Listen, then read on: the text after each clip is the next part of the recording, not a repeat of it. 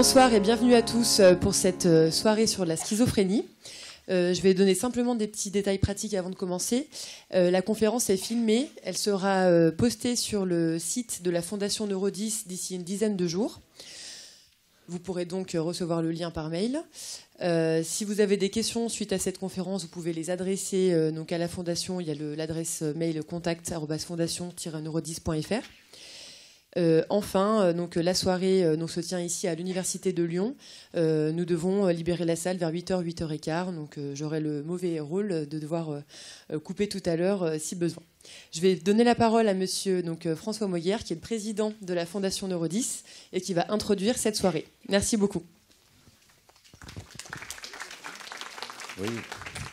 Bonjour, merci à tous d'être là, ce qui témoigne de l'importance du sujet dont nous allons débattre ce soir. Mon rôle, c'est tout d'abord de remercier l'Université de Lyon pour nous faire bénéficier de cet amphithéâtre. Ensuite, de remercier les orateurs qui ont accepté de participer à cette soirée, Emmanuel Poulet, Frédéric Asbar, Marie-Françoise Fauchani et Jérôme Brunelin.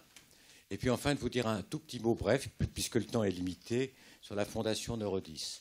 La Fondation Neurodys a été créée par le ministère de la Santé et les ministères des Universités et de la Recherche en 2007 pour animer un réseau d'environ 800 personnes, chercheurs, médecins cliniciens, ingénieurs, qui font des recherches et qui soignent les maladies neuropsychiatriques dans la région Rhône-Alpes, y compris Auvergne. On avait déjà intégré en 2007 l'Auvergne à la grande région que nous connaissons aujourd'hui.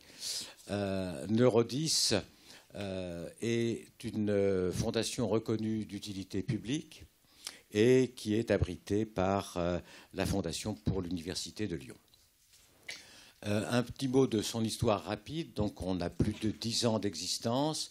Au cours de ces 10 années, nous avons, dans une première série d'actions, fait venir dans la région Rhône-Alpes une vingtaine d'experts extérieurs pour venir participer à l'activité des équipes cliniques et des équipes de recherche sur les maladies neurologiques et psychiatriques dans la région.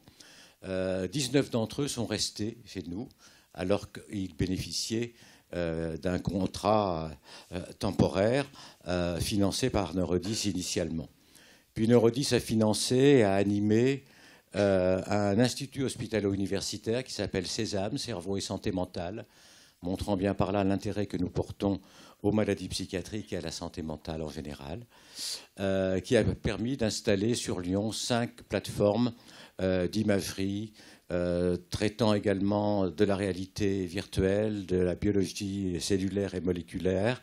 Là encore, axé sur le cerveau, les maladies du cerveau, et au bénéfice des patients. Alors, je suis très heureux que cette journée soit consacrée à la schizophrénie, qui est une maladie fréquente, une maladie grave, et je tiens à préciser que l'orientation psychiatrique des actions de notre fondation devrait, avec le temps, être de plus en plus marquée pour différentes raisons. D'une part, du fait de la fréquence de ces maladies, d'autre part, du fait qu'il y a en France et à l'échelle européenne un besoin énorme pour la prise en charge efficace et précoce de ces pathologies. Il y a véritablement urgence à renforcer les moyens de la clinique et de la recherche pour les affections psychiatriques. Et puis enfin, je terminerai parce que c'est la mode, tout le monde parle de milliards d'euros en ce moment. Donc voilà, je vais vous parler un peu de milliards d'euros rapidement. 2010, le Conseil européen du cerveau, où je suis le représentant français, a estimé que toutes les maladies neurologiques et psychiatriques avaient coûté, en termes de soins, environ 700 milliards d'euros à la communauté européenne. Et ce qui est important, c'est que sur ces 700 milliards d'euros, 65% ont été affectés à la prise en charge des patients atteints de maladies psychiatriques.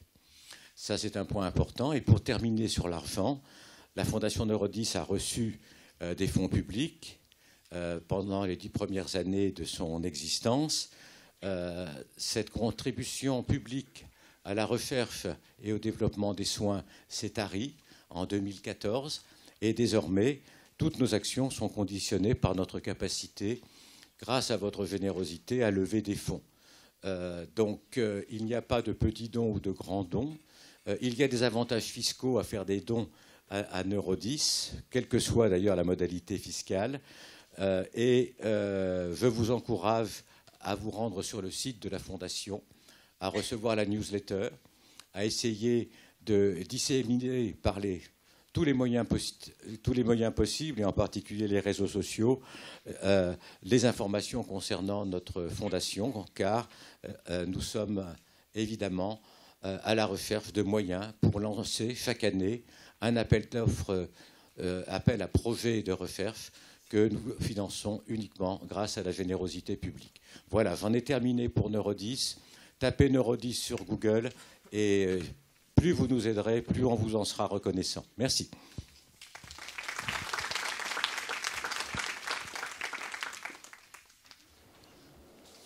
Bonjour. Je voudrais juste en quelques mots et en préambule à cette conférence vous présenter notre équipe de recherche. Je suis Marie-Françoise Suot-Chany et je suis co-responsable avec le professeur Emmanuel Poulet ici présent d'une équipe de recherche qui s'appelle PsyR2. C'est l'acronyme de désordre psychiatrique de la résistance à la réponse. Nous avons été la première équipe de recherche en psychiatrie labellisée à Lyon en 1996 et 20 ans plus tard, en 2016, nous avons intégré le Centre de recherche en neurosciences de Lyon. Ce centre de recherche en neurosciences de Lyon est labellisé par les deux grands organismes de recherche nationaux que sont l'INSERM et le CNRS et par les universités de Lyon et de Saint-Étienne.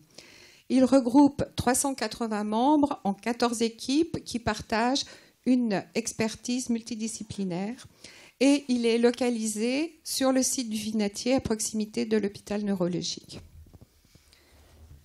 Les missions de ce centre est de créer de nouvelles synergies dans l'étude du cerveau et des pathologies qui sont associées, en reliant les différents niveaux de compréhension du cerveau et en renforçant la recherche translationnelle, c'est-à-dire en favorisant les interactions réciproques entre recherche clinique et recherche fondamentale. Pour répondre à cette mission, notre équipe de recherche a deux objectifs: améliorer la compréhension des maladies psychiatriques. Et donc, dans une première intervention, le docteur Asbart vous présentera comment on peut décrire, comprendre et prendre en charge la schizophrénie grâce à de nouveaux concepts.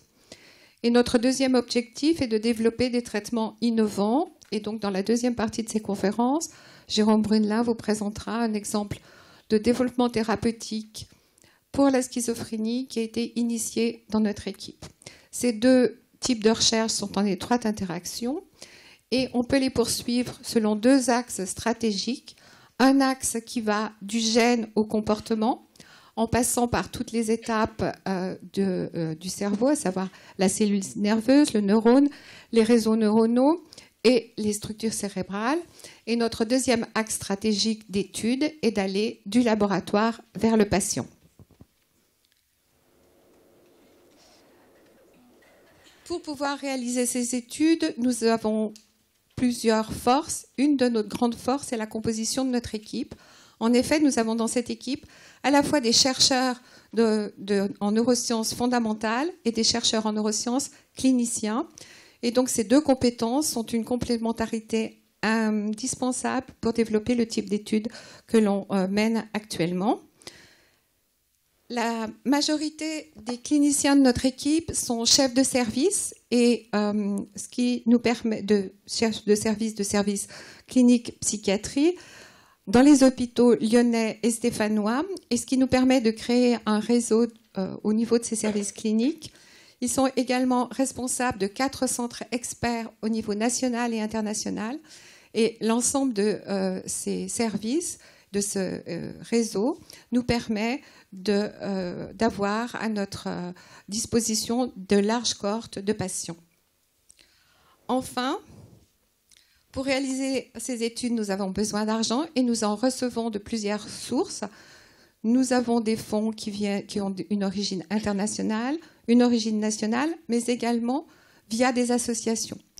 Et par exemple, Neurodis, ces 3 dernières années, nous a financé 2 projets de recherche et nous a financé la venue et le séjour dans notre équipe pendant 3 mois d'un chercheur américain spécialiste des hallucinations auditives dans la schizophrénie.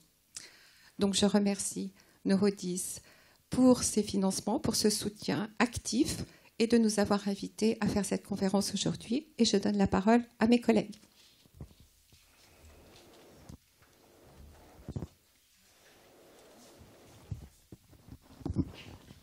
Bonjour à tous.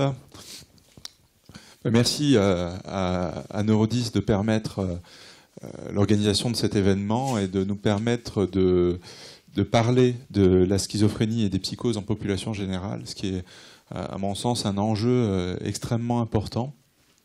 Donc on va essayer, au cours de cette heure de conférence, d'évoquer un certain nombre d'aspects cliniques dans une perspective moderne pour amener à la question des innovations thérapeutiques. Vous verrez, il y a énormément de perspectives intéressantes. Alors, quand on parle de schizophrénie, je pense que c'est important de l'intégrer dans une perspective plus large, qui est la perspective des psychoses. Alors, on est parfois un peu gêné avec ce terme, en particulier en France, où ça renvoie à un certain nombre de concepts, de films. Alors, je pense que c'est important de donner quelques éléments de définition. Il s'agit, quand on parle de psychose, d'un état anormal de l'esprit avec des altérations du contact avec la réalité. Ça, c'est un point extrêmement important. C'est un processus qui peut altérer tout ce qui est contenu et cours de la pensée, le jugement, la manière dont on interprète le monde. On va voir un certain nombre d'éléments là-dessus.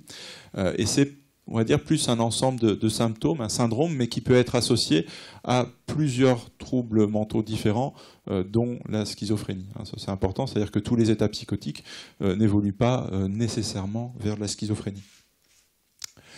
Donc quand on parle de psychose, qu'est-ce que ça recouvre comme réalité clinique? Qu'est-ce que ça recouvre comme symptômes? Alors, la manière dont on le décrit, usuellement, puis on va aller un petit peu dans le détail pour vous permettre de comprendre, on parle usuellement de symptômes positifs. C'est un petit peu, ça peut être un petit peu simpliste, mais c'est ce qu'il y a en plus du fonctionnement normal. Alors, le délire, les hallucinations, la désorganisation du comportement, les troubles de la pensée et des symptômes négatifs qui sont, on verra, assez invalidants et peut-être un peu moins visibles, mais pour autant, ils sont très importants. Une perte de plaisir, perte de la motivation, retrait social, trouble cognitif, c'est aussi ce qui peut nous faire penser qu'il s'agit d'un certain nombre d'autres pathologies, comme la dépression, ou plus, voire même de problématiques sociales. On parle parfois de crise d'adolescence dans un certain nombre de cas où on est dans des choses un peu plus préoccupantes. Ça concerne 3% de la population.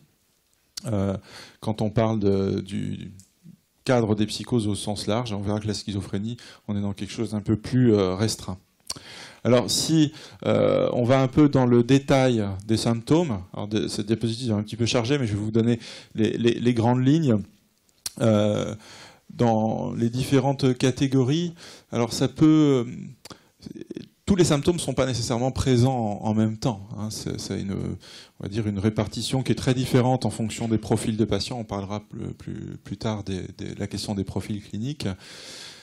Mais ça peut se traduire par une altération de l'organisation de la pensée. Les pensées peuvent paraître un peu confuses.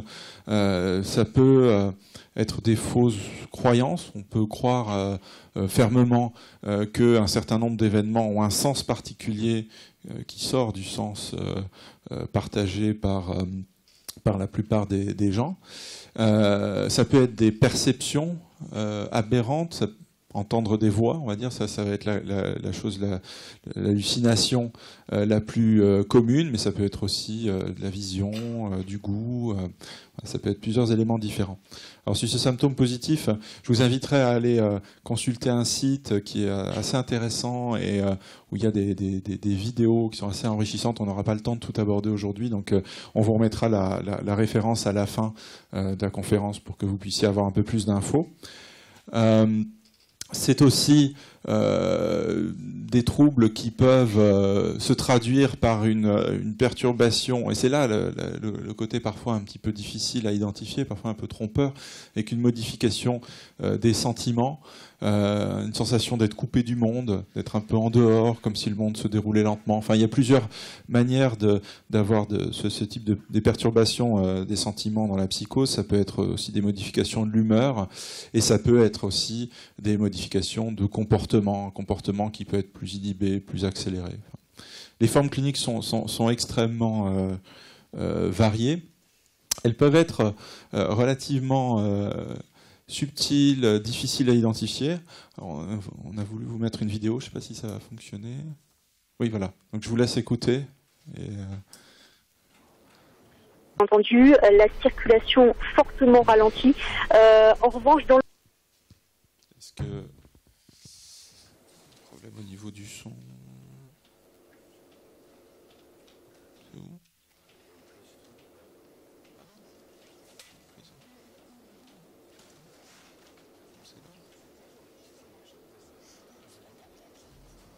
Ouais.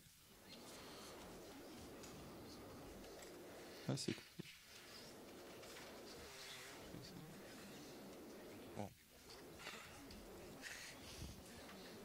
Entendu, la circulation fortement ralentie. En revanche, dans l'autre sens, vous le disiez, direction dans le sens province-Paris, eh bien, aucun véhicule ne circule sur les... J'ai eu mamie au téléphone, elle nous attend pour le dîner. Tu viens ? Non. Ah bah c'est bien systématique chez toi de refuser les invitations. Et tu comptes faire quoi ? Réviser ?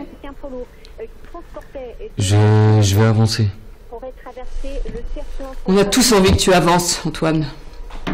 Et personne ne veut que tu redoubles un second semestre de fac. De toute manière, ils sont vieux maintenant. Ça se trouve, c'est la dernière fois que tu les verras. Non mais t'es malade ? Ça va pas dire des choses pareilles ? Ouais, laisse tomber. Ah ouais, non mais ça va pas du tout, toi, en ce moment. Tu fais rien, tu t'ennuies, j'ai l'impression que plus rien ne t'intéresse. Mais regarde-toi, regarde dans quel état tu es. Regarde-toi dans une glace. Je dois sortir. Je sais pas, moi, dis-moi. Faut que je sorte. Pourquoi tu veux pas dialoguer avec moi ? Passer chez Thomas. Je crois qu'il m'a laissé un message. Ah non, mais j'ai pas répondu. Non, le partiel. Ah ouais. Faut que j'arrive à partiel. Pourquoi faire ? Ça sert à rien. Non. Qu'est-ce que je... Je comprends pas. Je comprends pas. Je ne comprends pas.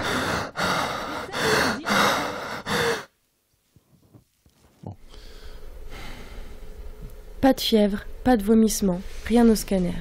Et pourtant, Antoine est malade. Une personne sur 5 souffre actuellement ou sera un jour atteinte d'une maladie mentale. La maladie mentale débute par des signes avant-coureurs qui passent souvent inaperçus. Isolement, retrait social, anxiété, échec scolaire ou professionnel, troubles du sommeil, consommation de toxiques. 2 personnes sur 3 s'estiment insuffisamment informées sur la santé mentale. Repérer les signes. Offrir un premier recours. Ouais. Ah, donc ce petit film qui a été réalisé avec la Fondation Fondamentale, hein, qui structure un certain nombre de choses au niveau de la recherche en psychiatrie en France, on voit parfois la subtilité, la difficulté d'identification d'un certain nombre de symptômes. On reviendra tout à l'heure sur les enjeux de détecter précocement les choses. On voit bien qu'on est sur des choses qui ne sont pas forcément très évidentes, qui pourraient être prises on va dire comme des éléments de crise d'adolescence, un repli, bon, bah, voilà, enfin on va dire que c'est l'âge ou des choses comme ça. Pourtant, la situation là est beaucoup plus installée, récurrente. On voit qu'il y a un décalage entre une expression qui n'est pas forcément très marquée des choses et puis un vécu intérieur extrêmement tourmenté. Donc voilà, on est dans des situations qui sont parfois un peu subtiles à identifier, mais qui peuvent être voilà, enfin, c'est très importante à détecter, et on le verra ensuite. Alors, dans quel contexte peuvent apparaître la psychose? Enfin, on a vraiment voulu volontairement aller beaucoup plus large que la question de la schizophrénie, puisqu'aujourd'hui, on essaye de caler nos interventions dans quelque chose de beaucoup plus large. Donc, il y a toute une série de situations qui peuvent donner lieu à des symptômes psychotiques, comme ceci, mais ça peut être aussi des symptômes psychotiques beaucoup plus marqués, avec des altérations du contact avec la réalité, comme on l'a évoqué juste avant. Ça peut être l'intoxication par des drogues, cannabis particulièrement, amphétamine. Ça peut être aussi en lien avec des éléments de contexte. Un stress intense peut déclencher des manifestations psychotiques aiguës qui peuvent être tout à fait résolutives. Les troubles bipolaires, on parle souvent de ces pathologies où il y a une alternance de dépression et d'états d'excitation dits maniaques.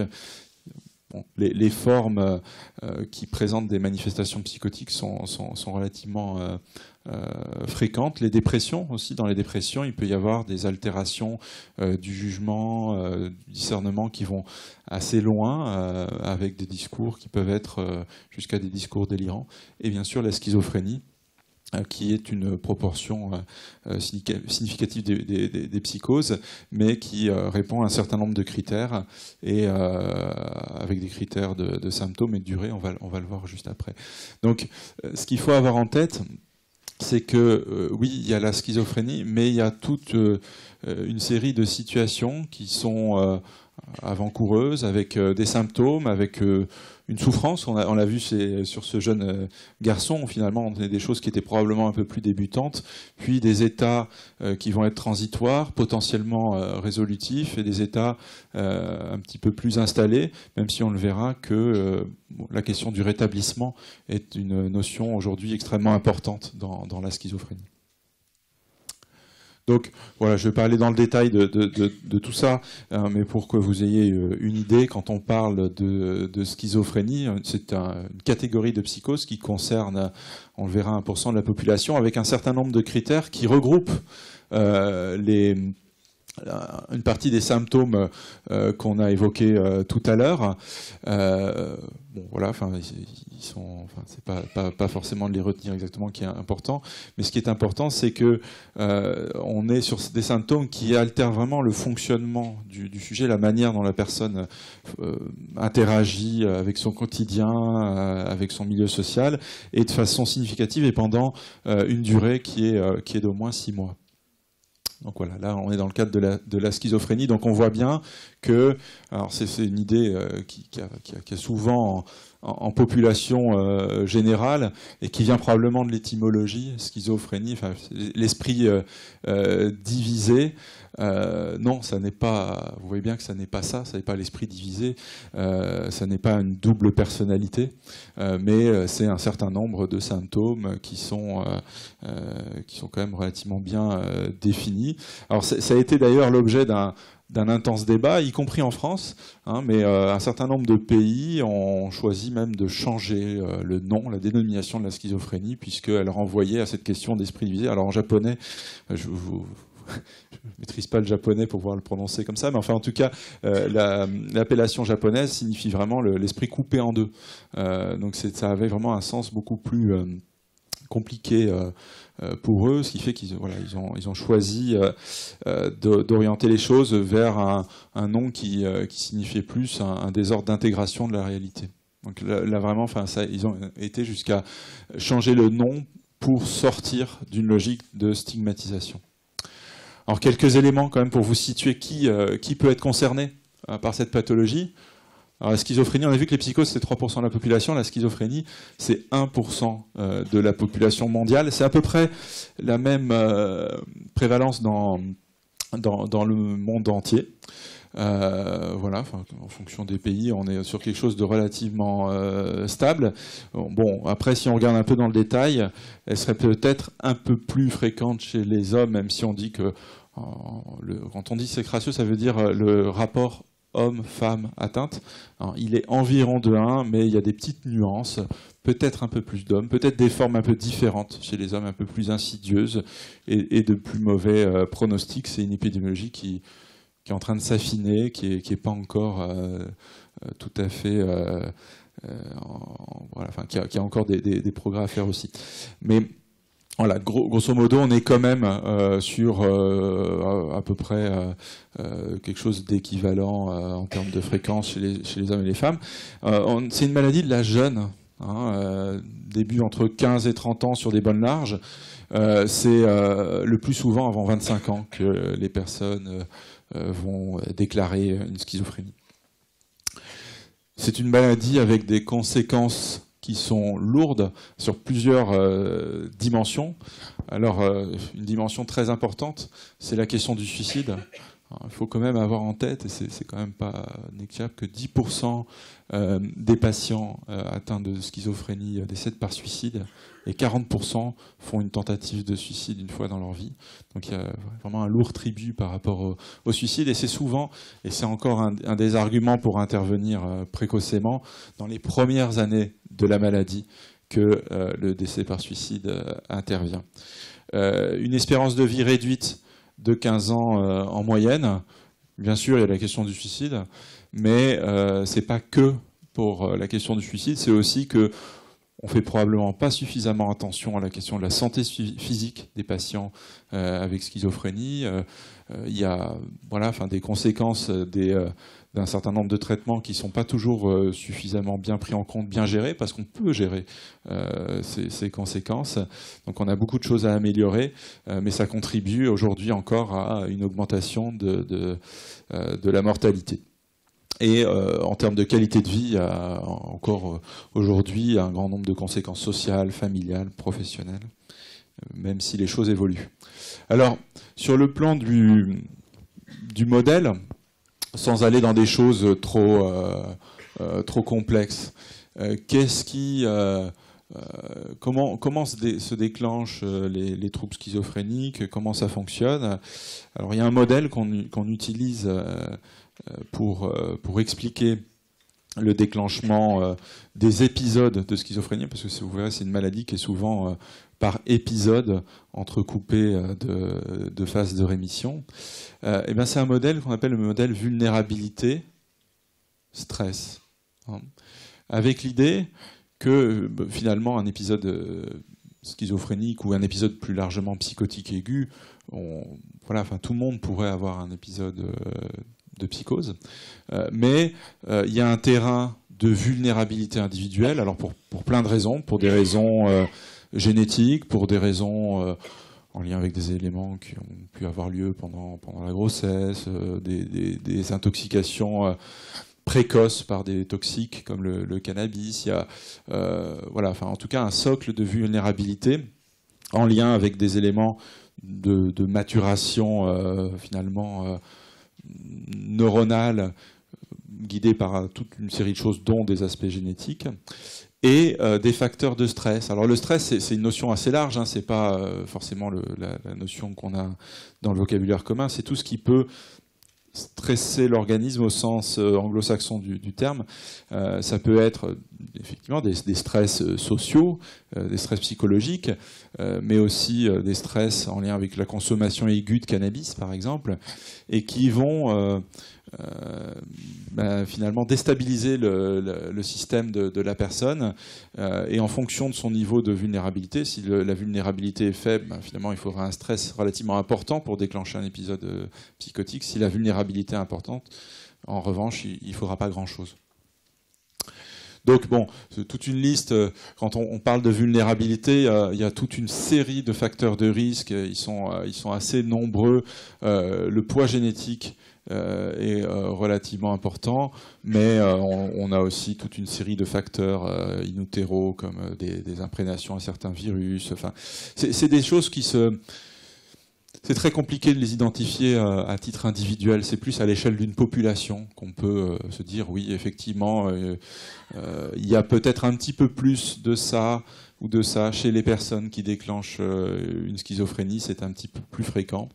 Ceci dit, c'est des choses qui nous guident pour faire des stratégies de prévention au niveau beaucoup plus global.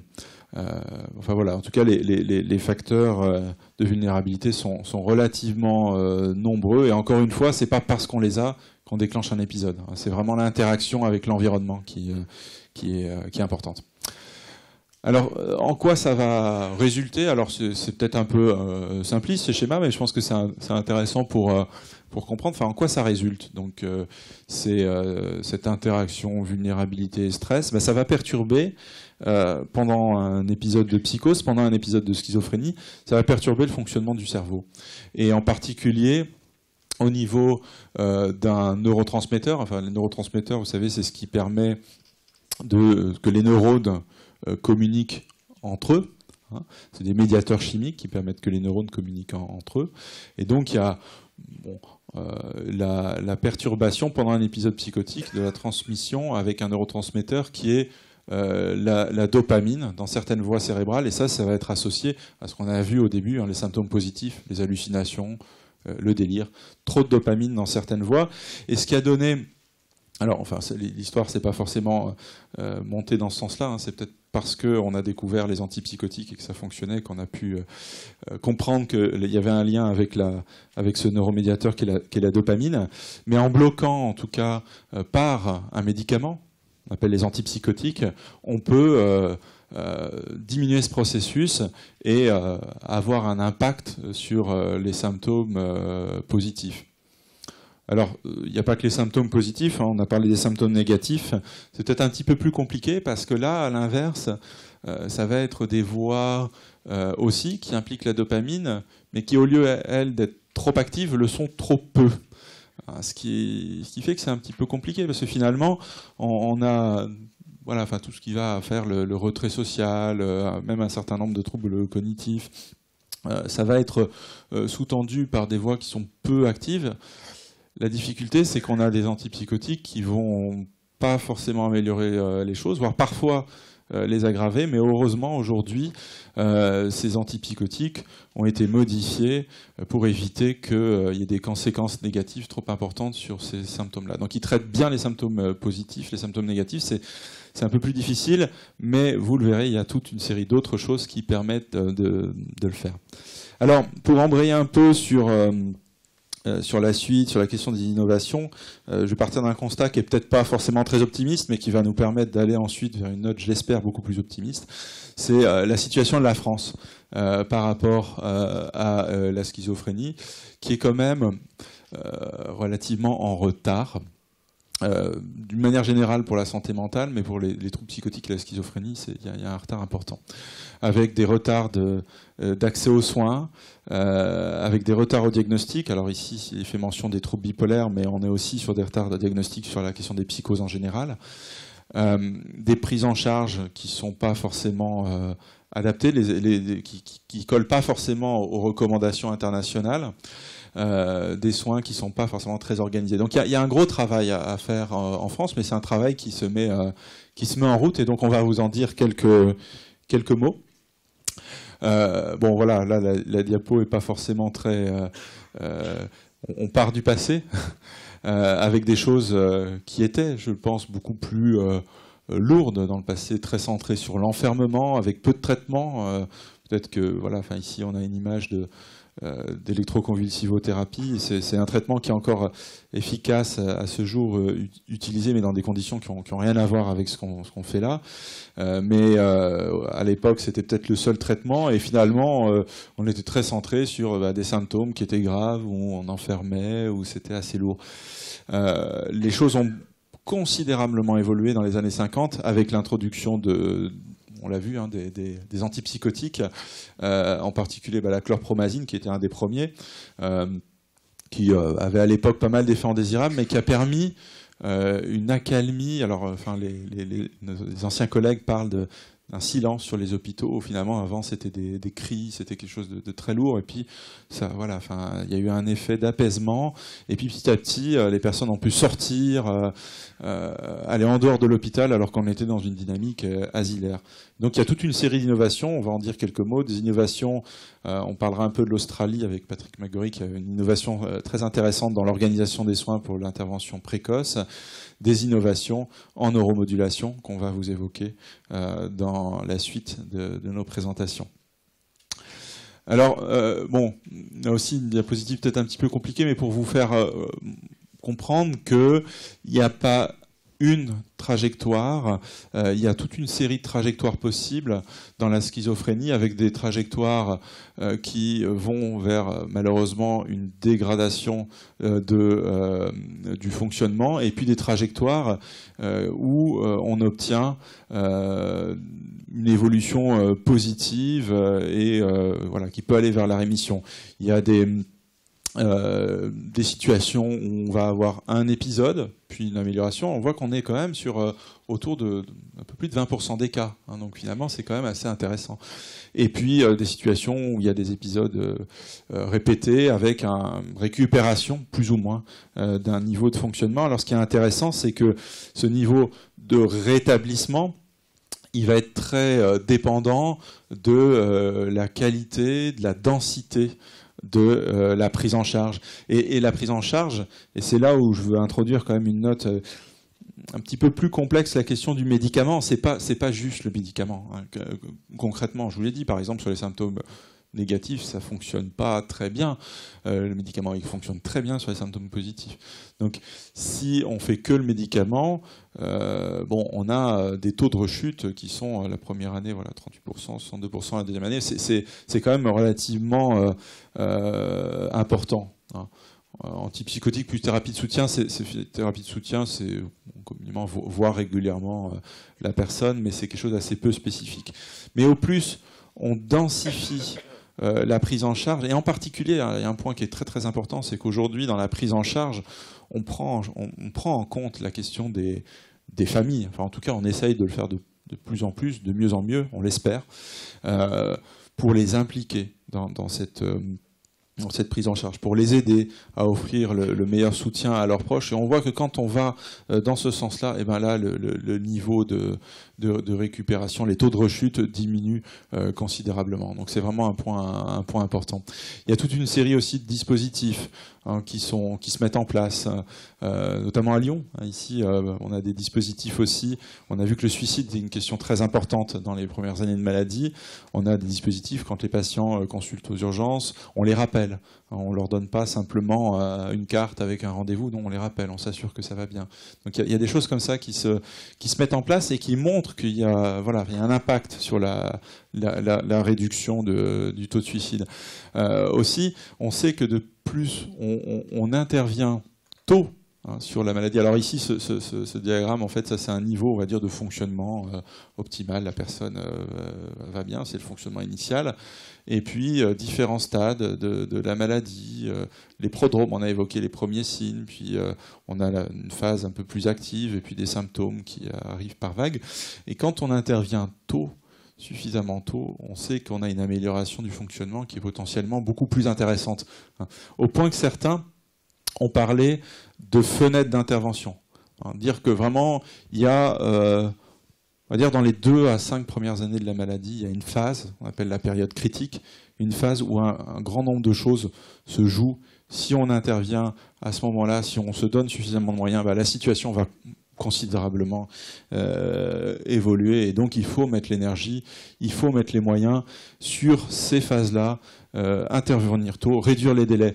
Et ça a été l'objet, et là on va parler plus des innovations organisationnelles, qui ont été beaucoup initiées il y a maintenant quasiment une quarantaine d'années, à partir de l'Australie. Ça a mis beaucoup de temps à diffuser au niveau international. Aujourd'hui, en France, on va dire, on commence. Donc on accuse un retard qui est très important. Mais le point positif, c'est qu'on s'y met, et puis qu'on gagne de l'expérience des autres. Et ces programmes de soins structurés sur intervenir sur la schizophrénie et plus généralement sur les psychoses suffisamment tôt, avant que les situations s'enquistent, s'aggravent, il repose sur 2 grands principes. Le premier principe, c'est de diminuer le délai d'accès aux soins. Donc le délai d'accès aux soins, c'est le délai de demande d'aide. Et le délai de demande d'aide, ça passe par aussi informer le public. Par exemple, quand on sait que ça existe, de quoi il s'agit, peut-être qu'on a plus de facilité à dire tiens, je connais quelqu'un qui a ça aussi, pourquoi pas essayer de pousser à consulter, en soirée un professionnel de santé. Et aussi toute une série de délais qui sont liés à la lisibilité de notre système, de nos structures, de la fluidité de notre système de soins. Est-ce qu'on obtient un rendez-vous suffisamment tôt? Est-ce qu'on a des soins structurés suffisamment tôt? Donc ça, c'est un premier principe qui est de réduire les délais. Et un autre principe, c'est de coordonner les soins. On sait que c'est une maladie, il y a plein de facteurs. L'environnement joue beaucoup, mais aussi il y a des éléments biologiques. Tous ces soins, la santé physique, on a vu qu'il y avait des maladies cardiovasculaires qui étaient importantes. Donc il faut jouer sur la santé physique, il faut jouer sur toute une série de paramètres biopsychosociaux et de façon très coordonnée, intensive. Donc la coordination des soins à l'aide de ce qu'on appelle aujourd'hui des coordonnateurs de parcours, qui viennent un peu aider la personne à naviguer dans le système de soins de façon efficace. Donc ça, c'est vraiment quelque chose qui a montré son intérêt. Et ça a fait l'objet d'une diffusion, ces organisations proactives pour les premiers épisodes de Psycho, ça a fait l'objet d'une diffusion internationale massive avec tout un réseau de collaboration. Alors vous voyez, aujourd'hui, cette diapositive date d'il y a 4 ans, ça n'a pas été réactualisé. La France est malheureusement hors de ce réseau de collaboration. Et je vais vous rassurer en vous disant que c'est en train de changer. Il y a un réseau français aujourd'hui sur l'intervention précoce dans les psychoses et les gens sont en train de se structurer. Et ça bouge beaucoup, heureusement. Dans d'autres pays, les choses sont clairement établies. On citait 2 exemples. L'Angleterre, par exemple, il y a eu un plan national. Ça a été porté par des initiatives aussi de lobbying très très fortes. Il y a 150 équipes d'intervention précoce en Angleterre. Aujourd'hui, même un peu plus, je pense, depuis cette diapo. Il y a des recommandations très précises. Il y a dans la francophonie, en Suisse, des programmes extrêmement intéressants, un réseau aussi qui se structure. Et ce qui est intéressant, c'est la francophonie. Donc, on a d'ailleurs pas mal de contacts. Ici, c'est la photo de Philippe Colnus à Lausanne, qui a développé beaucoup de choses pour ces jeunes qui embrayent sur des troubles psychotiques, voire dans la schizophrénie. Il y a des outils de psychoéducation adaptés à la population, aux jeunes. Et c'est extrêmement riche et on peut bénéficier aussi de cette expérience en francophonie. Ça, c'est important. Alors, sur la question de l'efficacité, est-ce que coordonner les soins de manière intensive, est-ce que aller au plus près des usagers, aller finalement réduire les délais, est-ce que ça marche? Oui. Alors, ce diapo est un peu compliqué. En fait, c'est ce qu'on appelle une méta-analyse. Donc, c'est une analyse de plusieurs études ensemble. Ce qui est important, c'est que sur 10 études contrôlées, c'est-à-dire qu'on teste finalement comment un soin structuré a un impact par rapport à un soin ordinaire, sur un total de 2176 patients, quand on compare 2 groupes, on a sur des tas de paramètres, que ce soit les symptômes, le nombre d'hospitalisations. On a beaucoup de patients, alors que dans nos systèmes, les patients sont quasiment toujours hospitalisés en premier lieu. Dans ces dispositifs-là, il y a un grand nombre de patients qui ne le sont jamais. Donc tout se passe auprès d'eux, dans la communauté. Donc c'est vraiment intéressant. Il y a une réduction des symptômes, une réduction de la qualité de vie, du fonctionnement. Enfin, disons que le nombre d'études est croissant, mais aujourd'hui, on commence à avoir des données très très solides pour défendre ça au niveau notamment des décideurs et donc plaider en faveur de la généralisation d'une intervention précoce. Bon, un peu en amont aussi, on est aussi en train d'affiner la question du dépistage. Alors à la fin, ici, on a tout ce que notre premiers épisodes de psychose ici. On est en train de définir des formes cliniques atténuées, des symptômes plus discrets, que petit à petit on est en train d'identifier, ce qui nous permet finalement, quand des personnes ont des symptômes plus discrets. On sait qu'il y a un risque important de basculer vers quelque chose d'un petit peu plus sévère et de psychotique. On commence à avoir des outils pour intervenir en amont et avoir encore plus d'efficacité. Voilà. Alors, pour aller vers la conclusion de cette première partie, ce qui est aussi intéressant, c'est que la question de l'information, de la population, c'est vraiment extrêmement important pour nous, parce que dans cette étude américaine qui questionnait des familles et des patients sur le premier épisode de psychose qui avaient eu connaissance des premiers symptômes, mais ce n'était pas les soignants, c'est la famille, c'est les proches. Donc finalement, c'est par la famille, par les proches qu'on peut sans doute réduire les délais. Alors comment ? Alors ça, c'est un exemple de ce qu'on appelle Mental Health First Aid. En fait, c'est un brevet de secourisme en santé mentale qui a été développé en Australie. En France, il y a une préoccupation pour développer des compétences dans la population générale pour identifier les personnes qui ont des symptômes psychiatriques, qui pourraient relever de soins, pour aussi avoir une attitude bienveillante, non stigmatisante envers ces personnes. Et donc voilà, enfin, ces choses se développent en population générale. L'idée aussi, c'est d'avoir un souci global sur la question de la santé mentale des jeunes. Et ça, c'est des initiatives qui sont très très structurées en Australie. On commence à y penser en France. On commence à travailler notamment avec les universités, avec les services de santé pour justement identifier les situations problématiques le plus tôt possible et au plus près du milieu des jeunes. Voilà. Je vous remercie. On va passer à l'intervention suivante.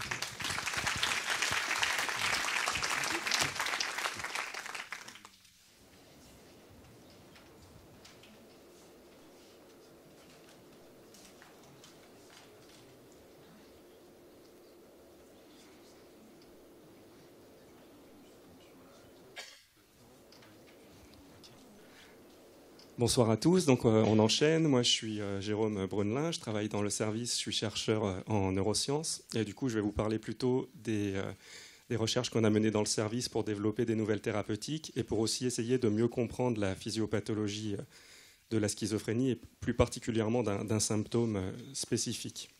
Donc comme Frédéric vous l'a dit, la schizophrénie, il y a une hétérogénéité clinique très importante. Il y a énormément de symptômes qui peuvent être exprimés chez les patients au cours d'un épisode ou au cours des épisodes. Et nous, on va s'intéresser particulièrement à un symptôme qui sont les hallucinations auditives. Donc c'est un symptôme très très fréquent qui va toucher 50 à 70% des patients schizophrènes. C'est défini comme une perception sans objet à percevoir. C'est souvent des insultes, des menaces. Ça peut être continu ou occasionnel. Et nous, les patients qu'on est menés à voir, c'est quand même très souvent ces hallucinations en continu tout au cours de la journée. Elles sont toujours incessantes. Et malheureusement, elles sont résistantes à toutes les approches thérapeutiques actuelles dans 25% des cas. Donc pour que vous voyez un petit peu à quoi ça peut ressembler, ces hallucinations, il y a une équipe américaine qui a essayé de... So stupid. Look at you. No, you can't. Stupid. Poison cars. Jump! Jump now! Jump in front of the car. Go on! Do it! Do it! No, don't! Go across the road. You can't. Donc vous voyez, ça peut être très angoissant d'entendre ça toute la journée. Donc là, évidemment, c'était en anglais, mais ça peut être bien sûr dans sa langue d'origine. Et du coup, c'est très important pour nous de proposer de nouvelles thérapeutiques, puisque d'avoir des hallucinations comme ça peut vraiment mener à des comportements comme le suicide, comme vous a dit Frédéric tout à l'heure. Donc, d'où peuvent venir ces hallucinations auditives ? Donc, il y a beaucoup d'études de neuroimagerie qui utilisent le scanner ou l'IRM fonctionnel principalement pour voir d'où peuvent venir ces hallucinations. Et quand on recoupe les études entre elles, donc on demande aux sujets de signifier quand ils entendent une voix, puis on regarde l'activité cérébrale au moment de la voix par rapport à quand il n'y a pas de voix. Et il y a 2 régions cérébrales principalement qui sont mises en évidence au moment des voix. Donc il y a cette région-là, qui est le cortex temporopariétal gauche, donc qui est situé au-dessus de l'oreille au niveau de la tempe. Et cette région est hyperactive. Et en fait, cette région, elle est très impliquée dans les phénomènes auditifs. Donc, il y a le cortex auditif qui est situé ici, et c'est une région qui est utilisée pour comprendre le langage et lui donner du sens. Donc, c'est normal que cette région soit hyperactive puisqu'ils entendent réellement des voix. Donc, ces régions qui sont les régions associatives du langage sont hyperactives. Ce qui est moins normal, c'est que les régions du cortex frontal, donc le cortex le plus en avant, qui est dans l'évolution des espèces le cortex le plus évolué, qui a un rôle de contrôle, va être hypoactif, et du coup, il ne joue pas son rôle de contrôle de cette région hyperactive. En gros, on peut voir les hallucinations comme une hyperactivité de cette région. Donc le sujet pense, il émet une pensée. Quand on pense dans notre tête, on entend tous notre voix intérieure, on s'entend penser. Et le problème, c'est que le cortex auditif perçoit cette voix comme venant de l'extérieur, puisque les régions frontales ne l'ont pas prévenu que la pensée était autogénérée. Donc on attribue à tort une pensée autogénérée comme venant de l'extérieur, et ça devient une hallucination auditive. Et c'est juste cette boucle de rétrocontrôle qui va être anormale entre ces deux régions, les régions de contrôle et les régions auditives.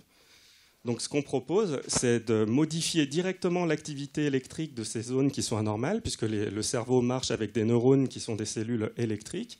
Et si on arrivait à moduler l'activité électrique de ces régions et les refaire communiquer entre elles, on pourrait diminuer les hallucinations auditives chez les patients. Et on a justement à notre disposition une technique de stimulation qui permet de moduler l'activité électrique régionale, et c'est la TDCS, donc la stimulation par courant continu, et TDCS en anglais pour Transcranial Direct Current Stimulation. Et en fait, il s'agit de placer 2 électrodes sur le scalp d'un sujet. On fait passer un courant de très faible intensité entre 1 et 2 mA. Donc le courant part de l'anode et ressort à la cathode. Et les modèles mathématiques de champ de courant montrent qu'on peut activer les régions cérébrales, mais aussi avoir des effets plus en profondeur dans le cerveau pour moduler l'activité électrique neuronale au niveau des régions qu'on stimule, mais aussi au niveau de leur connectivité pour se faire recommuniquer 2 régions entre elles. Donc il y a beaucoup d'études qui sont intéressées aux effets de cette TDCS. Donc les premières études qui remontent à 1964, donc on connaît depuis très longtemps ces techniques, ont montré qu'on pouvait, au niveau local, en dessous des électrodes de stimulation, avoir une modulation de l'activité électrique neuronale. Donc on regarde l'activité des neurones avant la stimulation. Vous voyez ici, chaque pic correspond à un moment d'activité d'un neurone. On fait de la TDCS avec la cathode, donc l'électrode par laquelle ressort le courant. Et vous voyez qu'on a diminué l'activité électrique neuronale, on n'a plus qu'un seul pic d'activité. Au contraire, avec l'anode, en dessous de l'anode, quand on utilise la stimulation, on va augmenter l'activité électrique neuronale. Donc en fonction de la polarité, on va pouvoir soit augmenter, soit diminuer l'activité électrique des régions, ce qui fait du sens dans le modèle que je vous ai présenté tout à l'heure. Avec l'avènement de la neuroimagerie, on peut aussi mesurer l'effet non pas seulement juste en dessous des électrodes de stimulation, mais à distance. Donc ça, c'est une étude qu'on a fait en collaboration avec un groupe allemand. Donc on avait placé la cathode ici, l'anode ici. Donc vous voyez qu'on a bien l'effet local antagoniste, l'augmentation sous la node, la diminution sous la cathode. Mais quand on regarde toute l'activité du cerveau, donc le cerveau, il y a des régions cérébrales qui ont l'habitude de communiquer entre elles. Donc ça, c'est le mode de repos par défaut, là, le default mode. Et les régions frontales communiquent avec les régions temporales et centrales. Et quand on fait de la stimulation, après la stimulation, on arrive à modifier les activités. Donc on modifie la connectivité du cerveau et les régions cérébrales qui d'habitude communiquent entre elles, on arrive à renforcer leur cohérence et leur activité. On n'a pas que des effets au niveau de l'activité électrique et de la connectivité. Donc Frédéric vous a dit tout à l'heure que la dopamine était très importante dans la schizophrénie. Et on a montré ici à Lyon, en collaboration avec le CERMEP, qu'on pouvait moduler la libération de la dopamine sous-corticale quand on place les électrodes au niveau du cortex frontal. Frédéric vous a aussi parlé de l'effet très important du stress et on a voulu regarder si avec la TDCS on pouvait moduler l'effet du stress. Donc on a stressé des volontaires sains. Donc pour faire ça, on a utilisé une période de stress qui dure 10 minutes et qui enchaîne la main dans l'eau froide pendant 90 secondes, un calcul arithmétique mental où il faut compter en descendant à partir de 2069 de 17 en 17 en 17 en 17. À chaque fois qu'on se trompe, on recommence. Ensuite, la main dans l'eau froide, le calcul mental à voix haute et la main dans l'eau froide, ça pendant 10 minutes. Et avec ce genre de manipulation, on arrive à faire libérer les hormones du stress. Donc la plus connue, c'est l'adrénaline. Mais pour la doser, il faut faire une prise de sang. Donc on mesure le cortisol, qui a une autre une autre hormone du stress qu'on peut mesurer dans la salive, donc c'est quand même beaucoup plus facile et moins invasif à faire. Et ce qu'on a remarqué, c'est que quand on stresse les gens, vous voyez ici en rouge, on a une libération de cortisol au cours du temps. Donc il y a une petite phase d'anticipation, parce que là, on explique aux gens ce qui va leur arriver. Et donc ils commencent un petit peu à stresser, et ensuite on a une grosse libération de cortisol. Et quand on leur applique la stimulation électrique au niveau des régions frontales, on arrive à diminuer, on a beaucoup moins de libération de cortisol chez les gens qui ont eu la stimulation. Donc comme si de stimuler les régions frontales, ça remet du contrôle et on a moins de libération, même au niveau hormonal, dans la réponse au stress. Donc je pense que vous me voyez venir. Au final, la TDCS, ça module l'activité électrique locale sous l'anode, sous la cathode de manière différentielle. Ça module un réseau cérébral, ça refait communiquer les aires cérébrales entre elles. Ça peut moduler la dopamine sous-corticale et ça peut moduler l'effet du stress. Il y a forcément un intérêt pour l'utiliser dans la schizophrénie et dans les hallucinations. Donc pour vous remettre le schéma, on a cette région qui n'est pas assez active, cette région qui est trop active.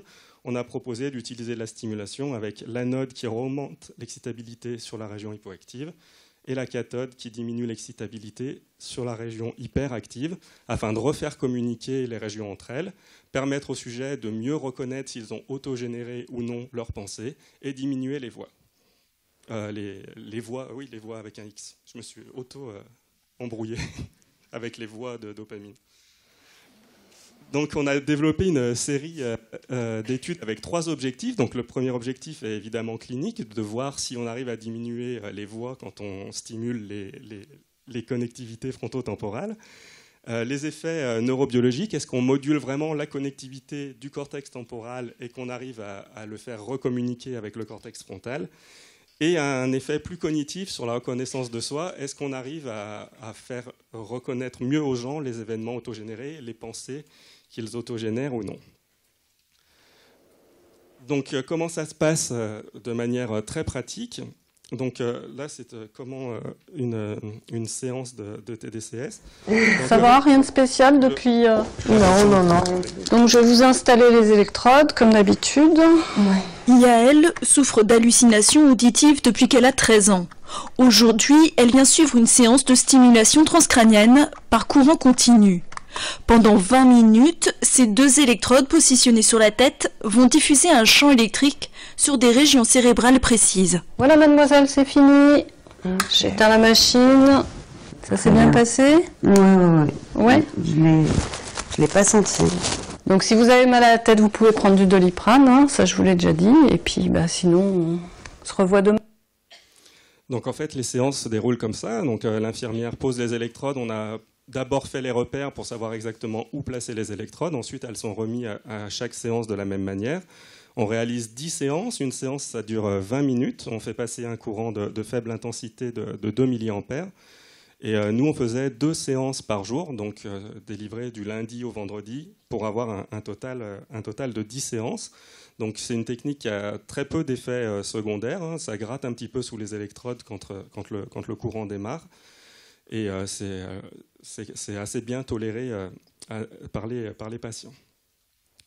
Donc on a fait ça chez 30 patients, donc 15 ont reçu la stimulation active et chez 15 patients on a délivré de la stimulation placebo pour être sûr que l'effet venait bien de notre stimulation active et pas juste de l'effet de Caroline, l'infirmière qui prend soin des patients et qui du coup pourrait induire un effet blouse blanche, comme on l'appelle. Et ce qu'on a observé, c'est que chez les 15 patients qui avaient la stimulation active ici en vert, on avait une diminution de 30% du phénomène hallucinatoire juste après les séances. Et cet effet bénéfique durait pendant 3 mois après la fin des 10 séances. Alors que chez les sujets qui avaient la stimulation placebo ici en gris, on n'avait pas de modification des hallucinations. Donc on reste à 100% des hallucinations par rapport au départ.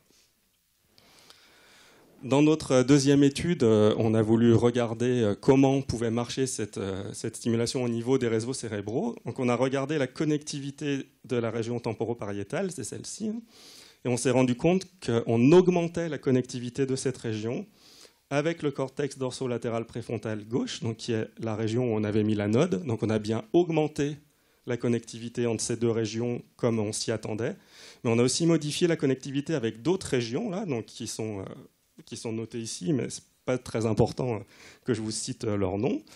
Et en fait, ce qui est intéressant, c'est que ces régions sont connues pour être des régions impliquées au moment du phénomène hallucinatoire, donc ce qui est plutôt logique.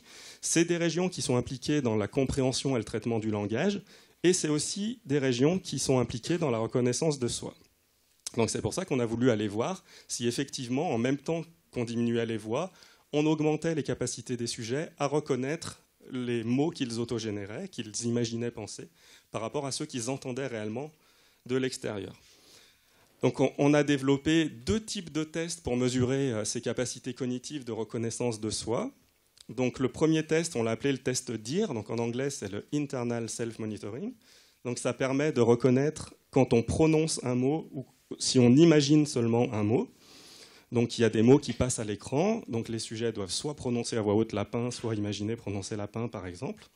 Donc on mesure le test DIR, est-ce que je l'ai dit ou est-ce que je me suis simplement imaginé en train de le dire. Et le test entendre, où on doit savoir si c'est quelqu'un qui m'a dit le mot lapin ou si on a seulement imaginé. Donc est-ce qu'on a réellement entendu le mot ou est-ce qu'on s'est seulement imaginé entendre le mot. Donc voici un exemple pour que vous compreniez bien. Donc les mots vont apparaître à l'écran. Chaque mot est précédé d'une consigne. Il y a 2 types de consignes. Ça va être le test dire. Donc là, il va falloir prononcer le mot à voix haute. Donc il faut dire partir à voix haute.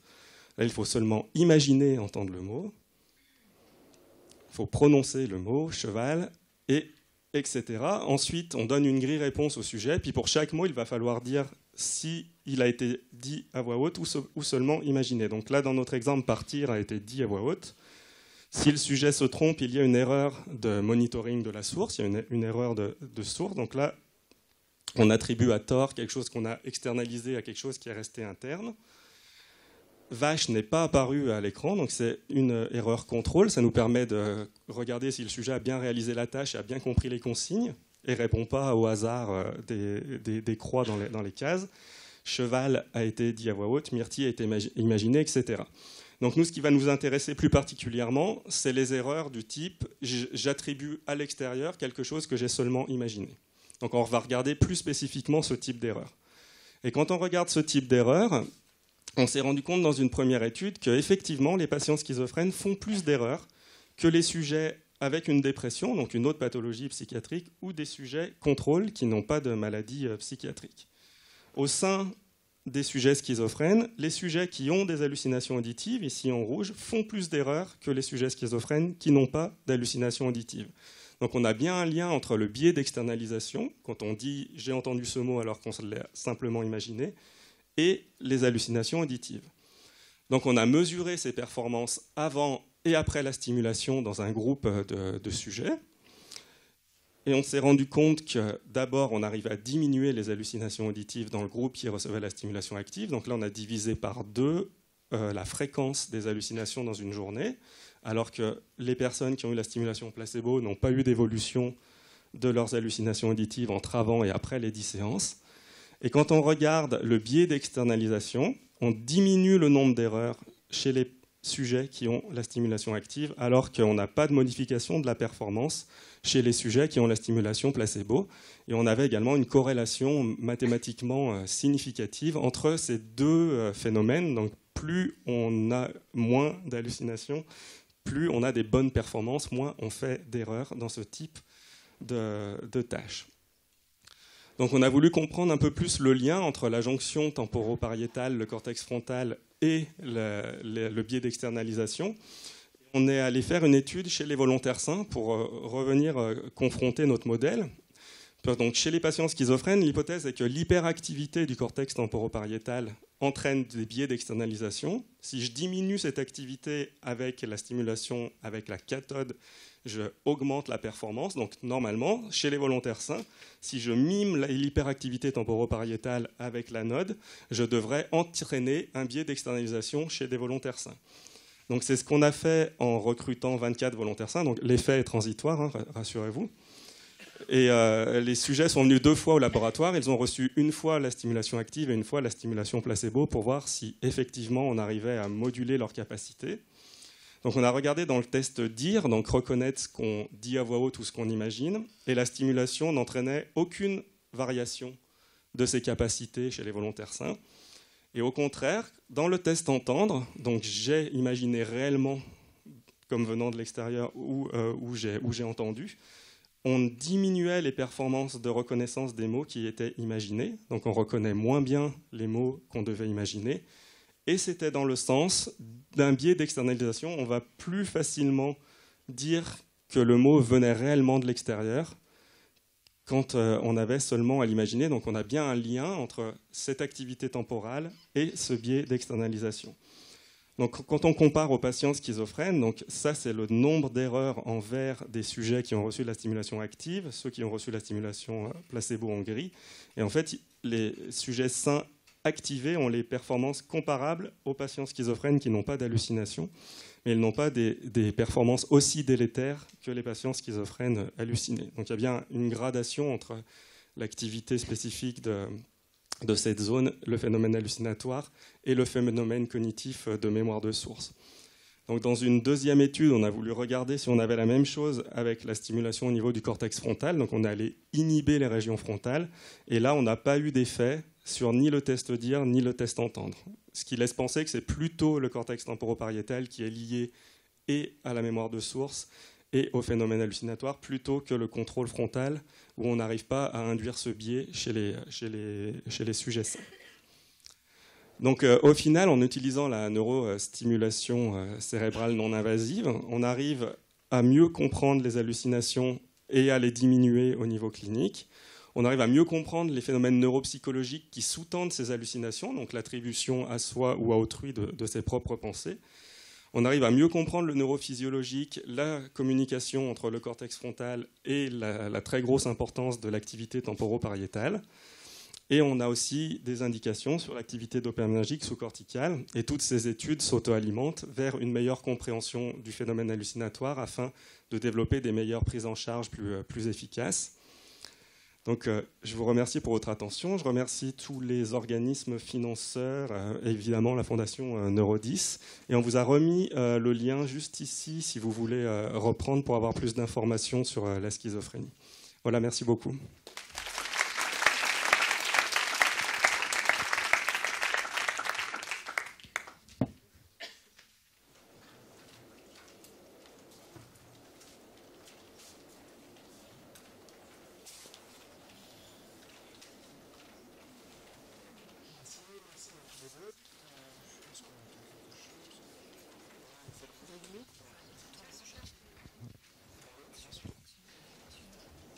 Oui, c'est bon.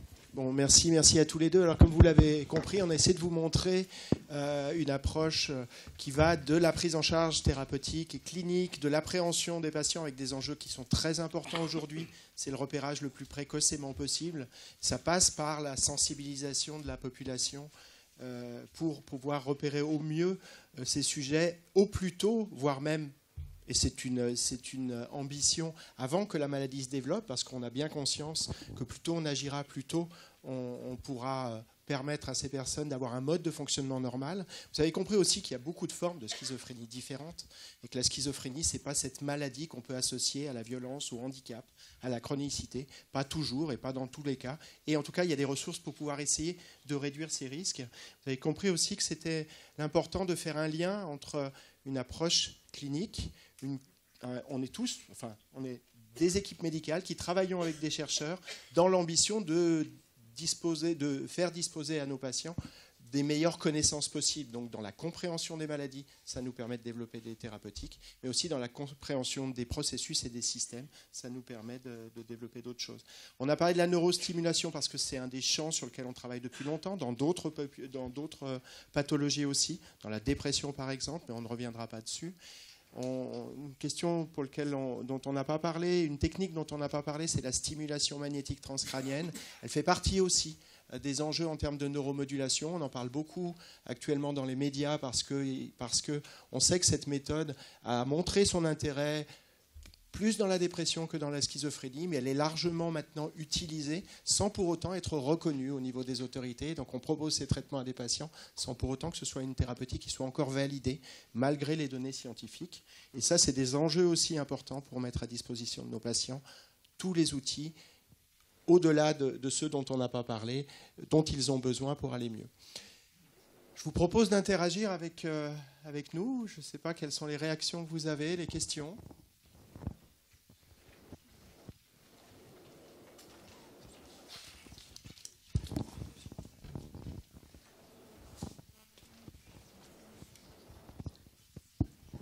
Bonsoir et du coup merci beaucoup pour votre intervention. Du coup vous parliez de la stimulation magnétique transcrânienne et en fait j'avais plus entendu parler de cette thérapeutique-là. Du coup dans la dépression mais aussi pour les hallucinations auditives dans la schizophrénie.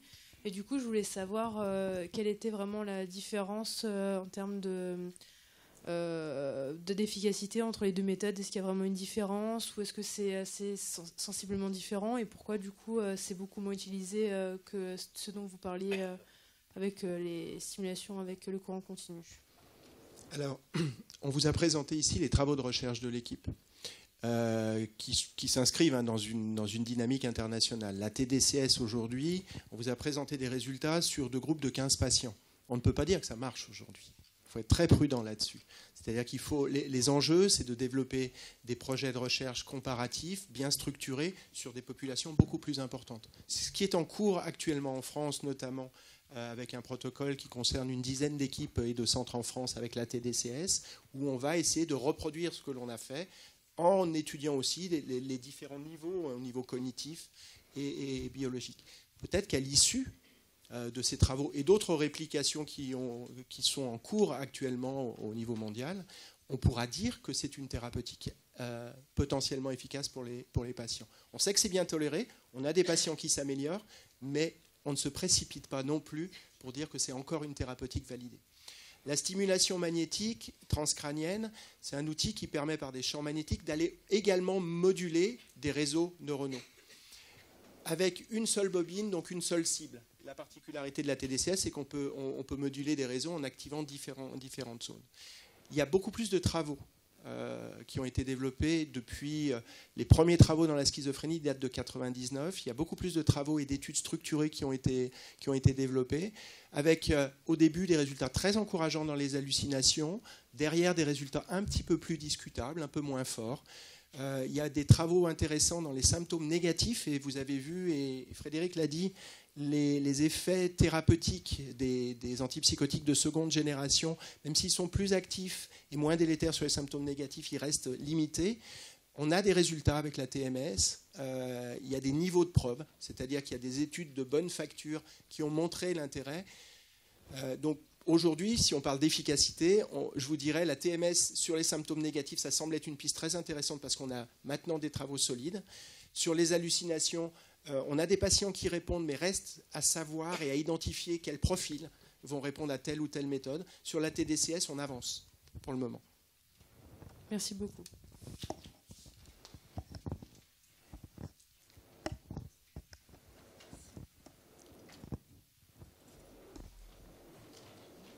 On a une autre question, j'arrive.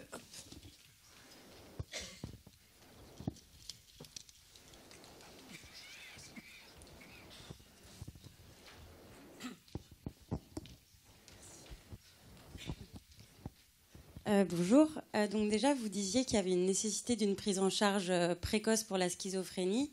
Mais le problème, c'est que les personnes qui souffrent de troubles mentaux n'en ont souvent pas conscience. Et là, dans le cas de la vidéo, par exemple, qu'on a vue au début, la personne n'est pas un danger pour elle-même. Et du coup, comment faire pour que cette personne soit prise en charge?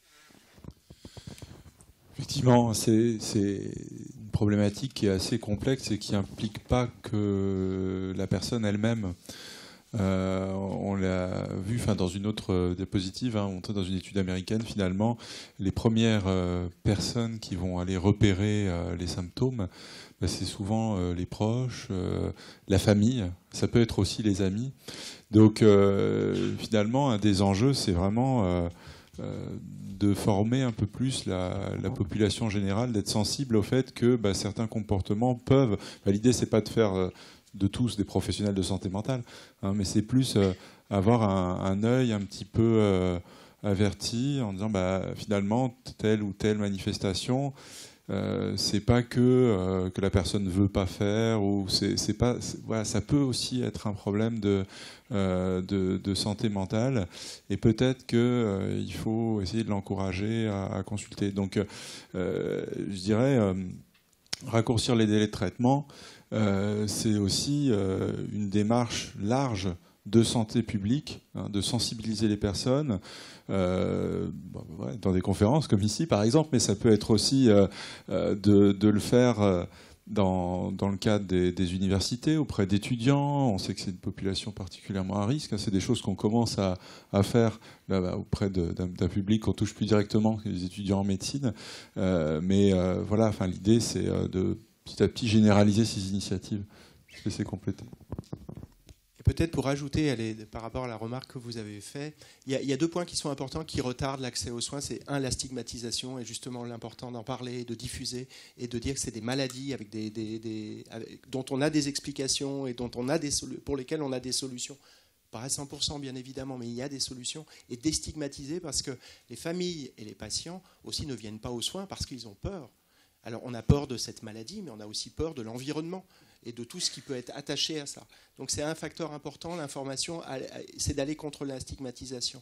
Deuxième point, vous avez dit, il n'est pas dangereux pour lui-même, donc on ne peut pas...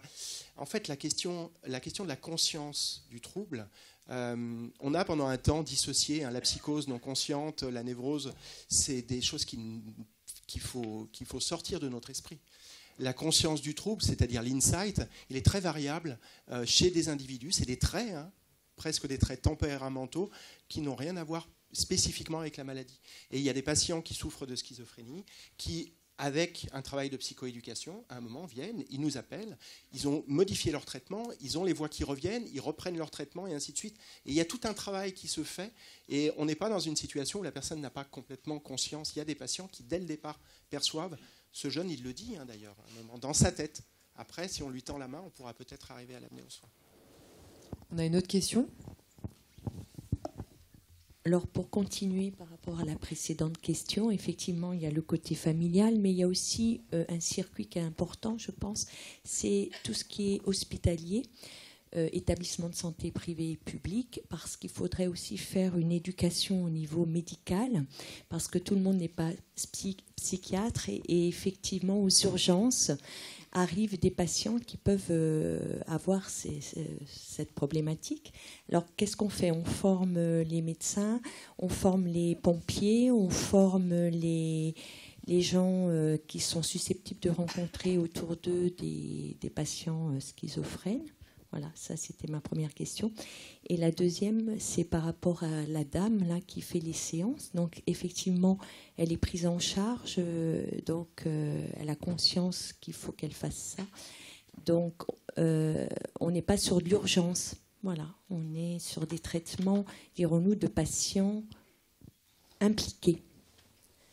Est-ce qu'il y a des études aussi par rapport aux urgences, de traitement dans l'urgence ? Alors,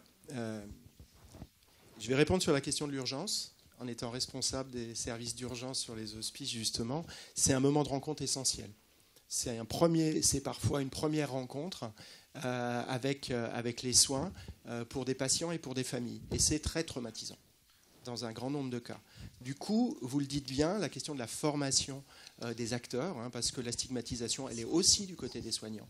Elle est fondamentale, il faut qu'on travaille à ça. Et ça, c'est un travail du quotidien que l'on fait en équipe, à notre niveau, ou qu'on essaye de faire en tout cas. Je pense que c'est un travail qu'il faut renouveler en permanence. Ensuite, la question du soin d'urgence, c'est la crise, c'est d'abord faire un bilan le plus global possible et pas se précipiter. Alors, Frédéric disait, il y a des dispositifs d'aval dans certains pays qui font que finalement la question de l'urgence, elle n'est pas traitée de la même manière. Soit parce qu'on a pu anticiper, soit parce que juste derrière l'urgence, il y a une réactivité importante et qui permet d'éviter une hospitalisation, voire parfois d'avoir une hospitalisation, mais qui sera de courte durée, 3 à 4 jours, peut-être une semaine, pour embrayer les choses sur le soin. Aujourd'hui, on est très en retard en France, mais comme tu as pu le préciser, c'est en cours de construction, avec un peu de retard, mais on va le rattraper, ce retard, parce qu'il y a cette volonté de faire ça. Je voulais aussi compléter sur la question des autres professionnels de santé, parce que effectivement, oui, il y a l'urgence, mais il y a aussi toute une série de professionnels de santé qui peuvent être amenés à rencontrer des personnes qui ont des symptômes de psychose. Alors ça va, je dis même professionnels de santé, mais ça va même plus large. C'est les acteurs aussi des secours. Voilà. En tout cas, il y a les médecins généralistes, il y a les pharmaciens, et donc il y a des actions qui commencent à se mener d'information, de formation sur ces publics. La question des services de secours comme les pompiers. Il y a toute une série d'initiatives qui commencent à germer, à voir le jour. Alors dans d'autres pays, ça a été peut-être un petit peu plus développé. En Angleterre, notamment, il y a eu des grandes campagnes de formation de ce qu'ils ont appelé les acteurs de première ligne, et ça a clairement montré que le fait de faire cette formation, ça a diminué considérablement les délais d'accès aux soins. Aujourd'hui, en France, on est en train vraiment de se saisir de cette question, de s'en préoccuper, et il y a des choses qui commencent à se développer.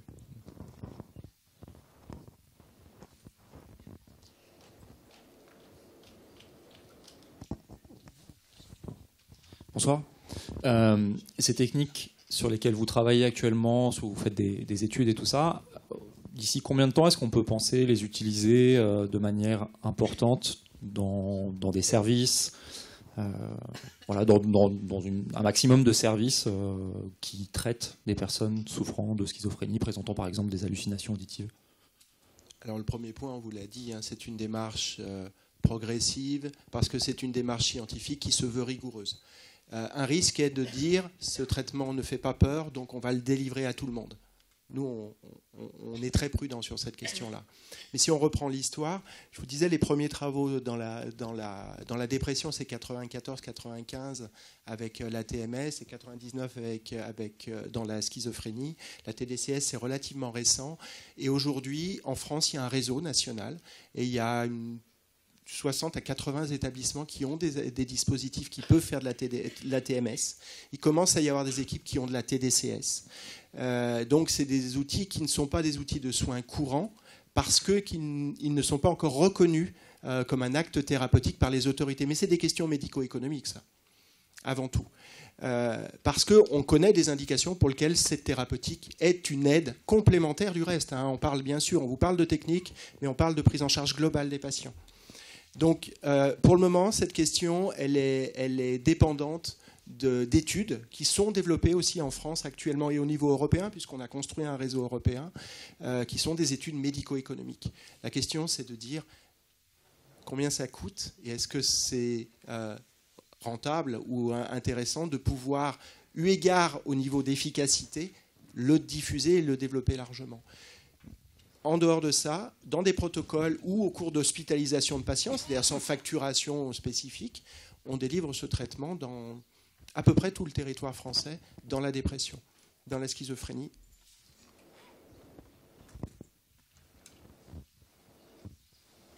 J'arrive.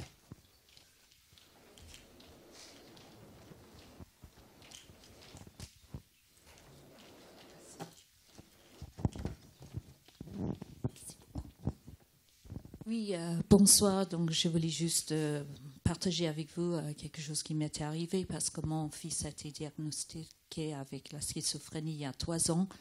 Bon, vous pouvez peut-être détecter, je suis anglaise, mais j'habite en France. J'étais très étonnée par, justement, je me suis rendu compte en 2014 que mon fils n'allait pas du tout, mais comme il avait déjà 24 ans, on m'a dit votre enfant il est un adulte, donc s'il ne fait pas quelque chose de lui-même, on ne peut rien faire, madame. J'ai passé mon temps à frapper aux portes pour essayer d'avoir de l'aide et tout le monde me dit non, pas possible.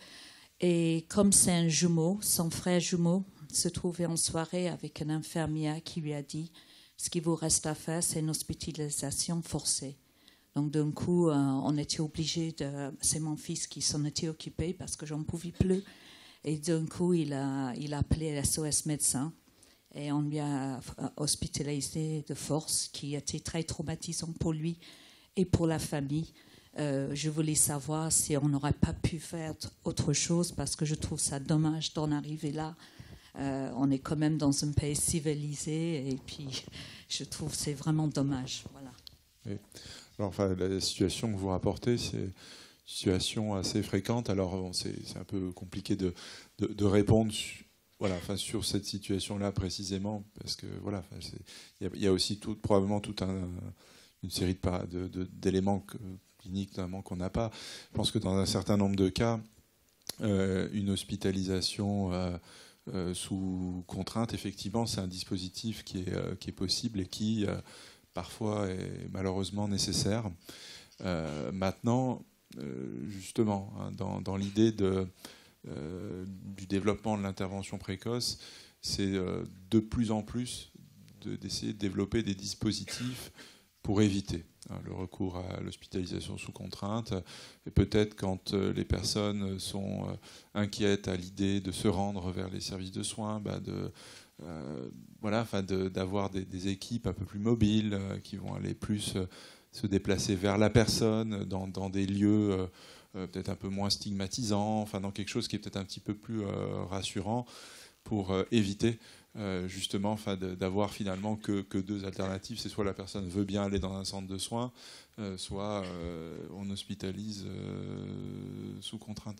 Donc je ne peux pas vous dire que ça ne se serait pas passé comme ça. Malheureusement, dans un certain nombre de cas, ça se passe comme ça, mais on essaye vraiment de travailler à éviter le plus possible cette situation, parce qu'on a conscience que même si ça peut être nécessaire, ça peut aussi effectivement avoir un caractère traumatique. Et vous venez signaler une chose qui est très importante et qui, de notre point de vue, a été longtemps problématique en France et ailleurs. C'était la mise de côté des familles dans ces contextes-là. Et on a voulu insister sur ces dimensions-là, parce que les familles, les aidants, vous l'avez vu, hein, c'est avant tout des personnes qui repèrent, qui souffrent, qui essayent d'aider et qui n'ont pas forcément accès aux ressources. Et pendant très longtemps, on a même pu les culpabiliser sur la genèse de cette maladie, ce qui est une aberration totale. Donc il faut être très, très vigilant à ça. Et les collaborations qu'on peut avoir au niveau maintenant, notamment avec l'UNAFAM, sont très riches. Et c'est des partages qui permettent de mieux comprendre ce processus et du coup peut-être d'accéder plus facilement à ces patients qui sont en difficulté.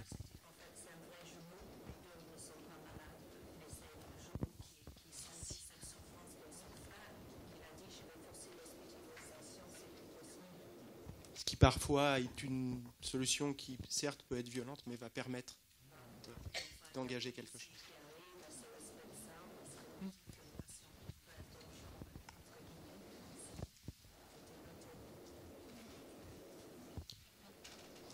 Bonsoir.